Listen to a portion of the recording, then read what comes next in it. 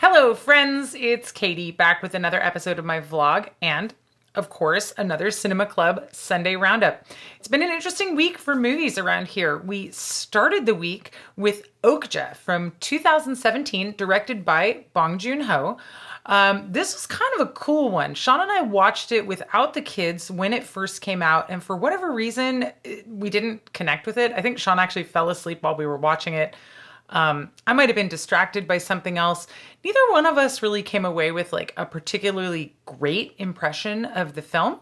But I knew that I wanted to suggest it for James. Our youngest is a real animal lover, and any movie that's about animals, whether real animals or fantasy animals, he's very into. And so I had put Okja on his list as a suggested thing. The kids have really enjoyed the Bong Joon-ho films that we've watched. They've really enjoyed all the Korean films and TV shows that we've been watching. So I reminded him the other day, I said, there's that weird movie Okja that's kind of about a funny animal. You might want to pick it. So he did. And it was really cool to revisit it, even though I didn't have a particularly great feeling for it the first time I watched it, because man, the second time, I loved it, you guys. You know me, I don't like CG very much. This whole movie centers around a fantastical creature called a super pig. It's like if you blew a pig up to be the size of almost like an elephant. It's like maybe like 4 hippopotamuses would be like kind of what Okja is.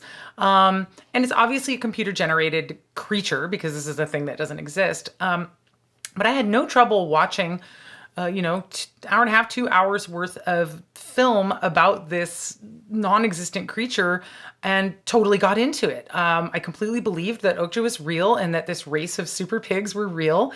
They really sold it to me in this movie. And the film is, it's not like a great work of cinematic genius, but it's really fun.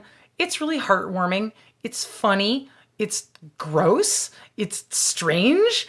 It's got a lot going for it. So we have at the opening of the film, the Mirando Corporation, which is like a, megacorp food production corporation, which is being run by Tilda Swinton's character is the CEO of the Mirando Corporation.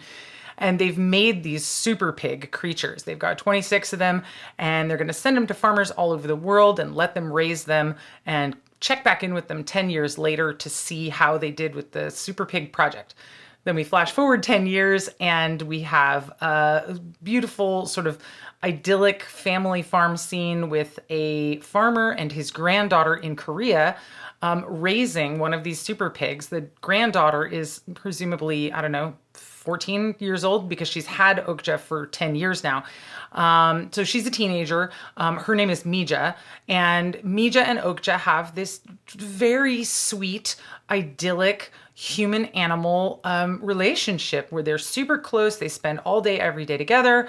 But the end of the Super Pig contest has come, and so the Mirando people have come back out to check out all the Super Pigs and decide which one is the best, the winner of the Super Pig contest.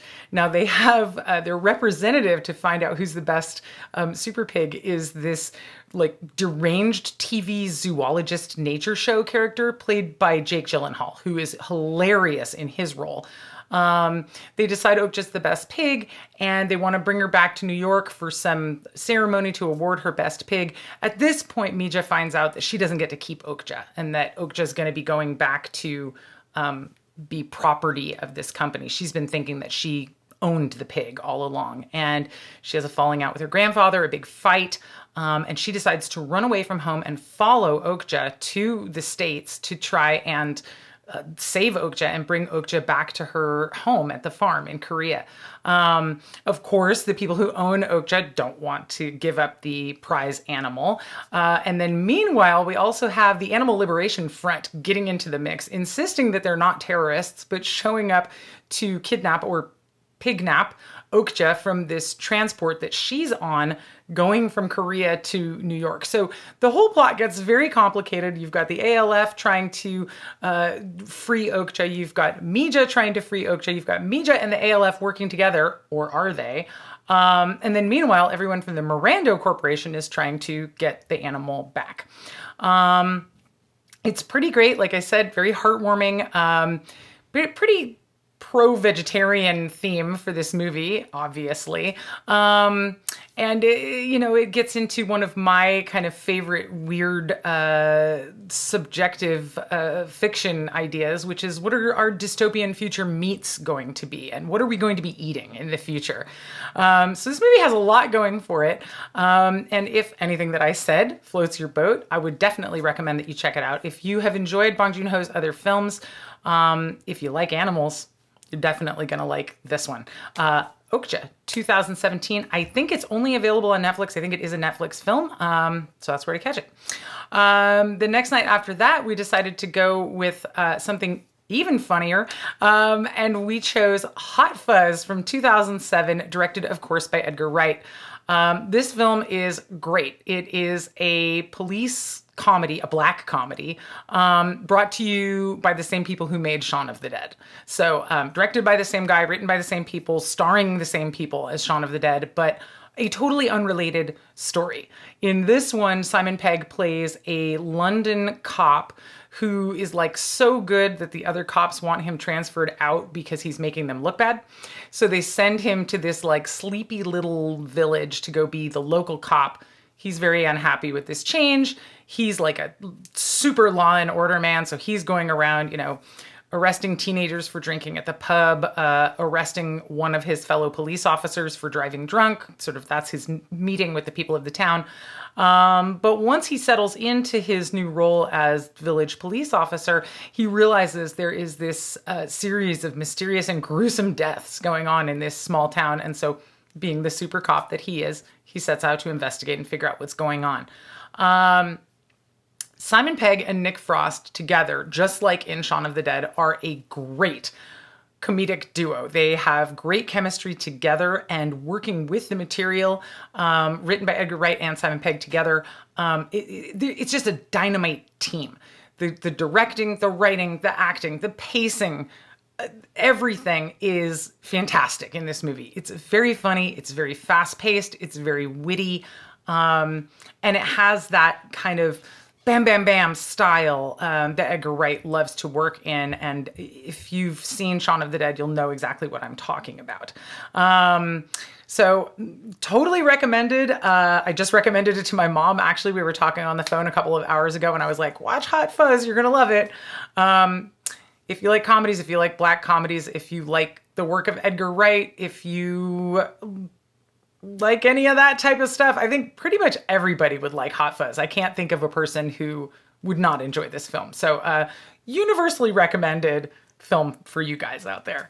The next night after that, finally, after I think 2 years of suggesting this film and keeping it near the top of our list, Henry finally picked The Italian Job.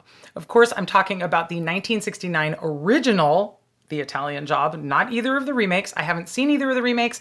I never plan on seeing either of the remakes because The Italian Job is, in my estimation, one of the greatest heist movies ever made.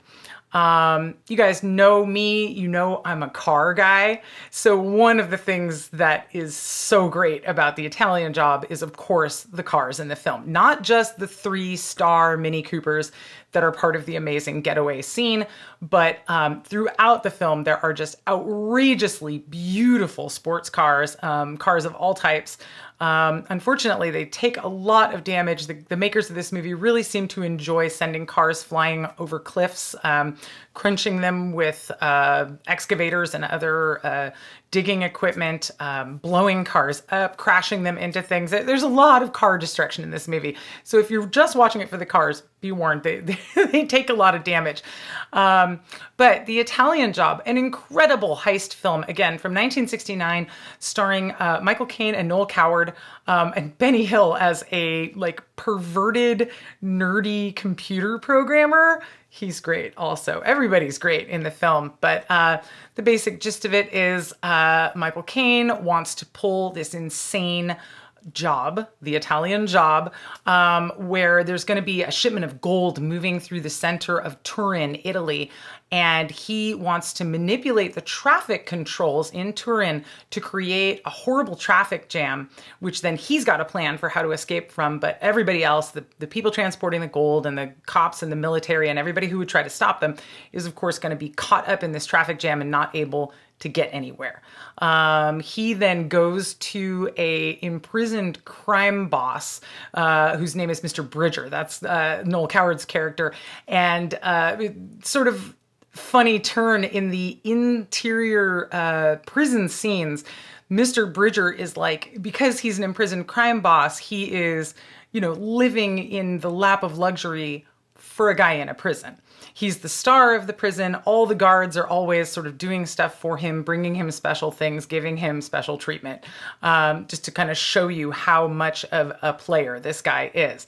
I mention all of that because the next film we watched the next night also had a similar type of character in it. So it was kind of funny to see those two takes back to back. So Michael Caine goes to Noel Coward's character, convinces him about this amazing job that he's going to pull, gets funding from him so that they can go buy all the ridiculous cars and explosives and other things they're going to need to pull off this heist. Then the middle of the movie is sort of just the plan and getting ready and how do we do this? And then, like any good heist movie, the heist is kind of the climax of the thing, along with, of course, in the Italian job, the getaway. I'm not going to say too much about how they get away. I believe the getaway chase scene from the Italian job is the most famous part of the movie, and it's one of the most famous chase scenes in cinema history. So you've probably seen it or seen parts of it, even if you've never seen this film. But I would strongly encourage you to watch this film. It's very funny. It's very smart. It's very pretty. It's very beautifully filmed. Like I said, it's got tons of eye candy in the form of all these cars to look at. It's got a really interesting soundtrack by Quincy Jones, which I was surprised by when I saw his name in the credits, but it works really, really well. And it's also got a dynamite ending, which of course I'm not going to say anything about, but probably one of the best endings I've ever seen on a movie. Just gotta love it. I'm not going to say any more about this movie because I really want you guys to watch it, especially if you've never seen it. It's just one of the most fun and most funny heist movies I think ever. And again, with this incredible getaway chase scene at the end of the film, culminating in one of the best endings I've ever seen. So 10 out of 10, A+. Totally recommended for everybody. The Italian Job, the original, 1969. Don't go with any of those remakes. The next day after that was the day that DMX died, R.I.P. DMX. And of course, the man has a lengthy filmography, and so it was also my pick. And I said, all right, well, I'm gonna pick a DMX movie for the kids to watch. And I thought about a couple of different ones, but I ultimately landed on Cradle to the Grave from 2003. This is the another heist film. We've got DMX paired opposite of Jet Li. Jet Li plays a cop from Taiwan who's after some gemstones that DMX's heist crew has stolen. This heist film is a little bit different because the heist is right at the beginning of the movie. Instead of having this big planning segment and then having the heist is right at the beginning. And then the rest of the movie is about what happens after these guys have broken into a diamond exchange and stolen a bunch of stones from there. So it's full of action, jam-packed, tons of great martial arts sequences. Of course, Jet Li is a complete badass. Early on in the movie, when he confronts anyone, he's just like slapping them around so quickly and just neutralizing any opponent so effectively and so coolly. It's just like ultimate. Later in the film, he gets into this like MMA cage match scene with like, it's like him versus 20 guys. And it's supposed to be this big impressive scene, but it's actually less impressive than earlier on in the movie when he's just taking out one guy at a time really easily. But that said, all of the fighting sequences, all of the martial arts sequences in this film are amazing. All of the action sequences are pretty darn amazing in this movie. I have to say, I went in going, okay, whatever, it's going to be a cheesy action movie, but, we'll watch a DMX movie. I was impressed, you guys. I was actually impressed by this movie. Some really, really solid action sequences, especially there's like a police chase where DMX steals like an ATV that some guys have parked by the side of the road. And then it's great because, of course, the soundtrack flips to X Gon' Give It To You right as he's stealing their ATV and running away from the police. That one's a great scene. There's a ton of great scenes in this film. It's one of those wall-to-wall action movies that doesn't really let up. It's got decent acting, not the best, but pretty good for one of these types of action movies. And it has a pretty excellent piece of comic relief in it in the form of Tom Arnold as like the one white guy who's part of DMX's like heist gang. He's actually the fence who they're trying to sell the stones through and then recover the stones from later in the movie. But he winds up sort of being pulled along for the ride with them. And in his Tom Arnold way, he brings a lot of spice, playing the dorky white guy to this kind of very cool team of black criminals. So he definitely added a fun element for me. So Cradle to the Grave. If you are a heist movie fan, if you're an action movie fan, if you're a martial arts movie fan, check this one out. I don't think you'll regret it. And this movie also has a scene DMX goes to a imprisoned crime lord to try and, convince him of something. And it's sort of the mirror image of the scene with Mr. Bridger in The Italian Job, where he goes into the prison and then there's this like really posh, totally, luxurious and swanky area within this one guy's prison cell where he's got, amazing food and artwork hanging on the walls and, a sort of a butler type character to just be at his beck and call and whatnot. And it was just pretty interesting to see that scene played in both of these movies, sort of like the white British version and then the Black American version back to back as elements together. Well, not together. We brought them together coincidentally, but it was a funny, weird coincidence. So there you go. So yeah, Cradle to the Grave. And then the final film that we watched for our week of viewing this week wasn't one film, but a collection of films. Sean told me for his pick, he was really interested in watching some fantastic animation he had never seen before. And I said, okay, that's kind of hard because Sean's seen most of the fantastic animation that's out there, but I can try. Let's see what I can come up with. Turned out to be easier than I thought it was, you guys. I Googled fantastic animation, and it turns out there was a animation festival in 1977 that was put together from shorts that are from the early 70s. Everything in the fest had like 71 to 75 as the copyrights on the individual short films. But we found the entire thing on YouTube, and it was great. 16 shorts, a real mash of styles and approaches to animation. Only a couple out of the 16 that I would say were just and that's pretty good, because if you are an animation festival fan or a short film festival fan, you'll know it's always a mixed bag when you watch these things. And I always figure if there's at least 3 that really like made me go, wow, that's a good fest. And this one had more than 3 that I was really impressed with. And it only had, I think, 1 or maybe 2 that were just kind of like, I don't really care about that one at all. A lot of variety, a lot of psychedelic stuff, of course, because it's early 70s and it's animation, a lot of rotoscoped stuff, a lot of, most of it was either silent or set to music. There was some dialogue in some of the pieces, but not that many. There was even an old Fleischer Studios Superman cartoon. There was a really psychedelic Levi's commercial in the festival. There were a couple of early Will Vinton claymation pieces that I had never seen before. And our family favorite was actually kind of towards the end of the whole thing. There was one that was called Mirror People by an artist named Kathy Rose, which we loved. All four of us were just like, oh, wow, this one is awesome. So yeah, fantastic animation festival from 1977.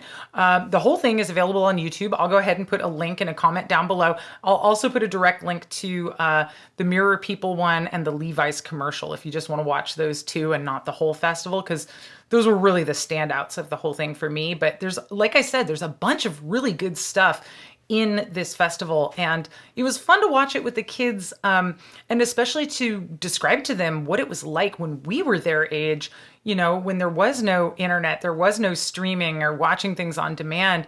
And if you wanted to see, I mean, cartoons were by Disney or Warner Brothers, basically. And if you wanted to see something weirder, or short, or, you know, independent or whatever, like I was fortunate enough to grow up in Berkeley where we had the UC Theater, so we would get animation festivals there. But, you know, if you didn't have a theater like that where you grew up, it was like, good luck. You know, maybe they're going to have a weird video at the store, or you can find some crazy bootleg VHS at the flea market, or, you know, trade with people through the mail to get tapes of people's animation. But it was so hard to access this stuff before, and it's so easy to access it now. It's so awesome.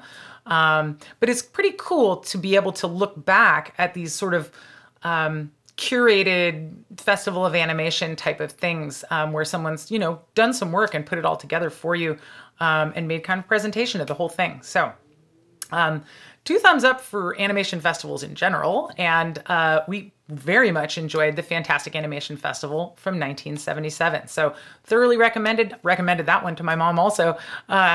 If you like animation of any sort, if you like experimental film, short film, fests, anything where you're getting lots of work from different creators, I would definitely recommend watching Fantastic Animation Festival. And that's it. That brings us up to last night, which means that's the end of my vlog. I'll be back in a few more days with another episode. Until then, stay safe, take care, and thanks so much for watching.